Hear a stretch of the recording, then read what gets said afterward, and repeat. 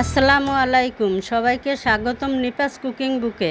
আজ আমি তৈরি করে দেখাবো অত্যন্ত সহজ ও মজাদার recipe chicken bread role. Bread role তৈরি করতে প্রথমে পাউরুটির চারপাশগুলো আমি কেটে নিচ্ছি। সবগুলো পাউরুটিরই চারপাশ আমরা এভাবে কেটে নেব। সবগুলো পাউরুটি এভাবে কাটা হয়ে গেলে এবারে তৈরি করব পুর।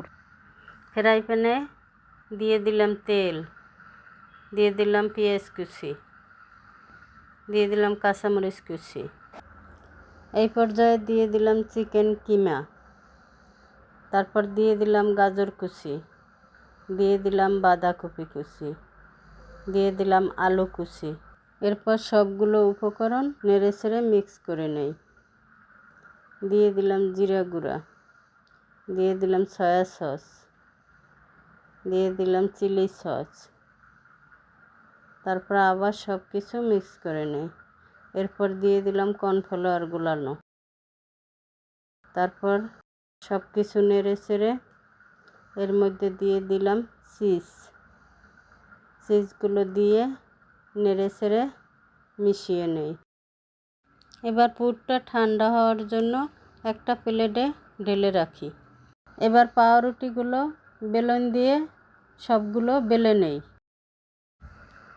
এরপর পাউরুটিগুলোর মধ্যে তৈরি করা পুরগুলো দিয়ে নেই। দিয়ে ময়দা দিয়ে পানি দিয়ে তৈরি করা পেস্ট লাগিয়ে পাউরুটিগুলোকে গোল করে রোল তৈরি করে নেই। এবার ময়দা, পানি এবং লবণ দিয়ে একটি ব্যাটার তৈরি করে তার মধ্যে রোলগুলোকে চুবিয়ে নেই।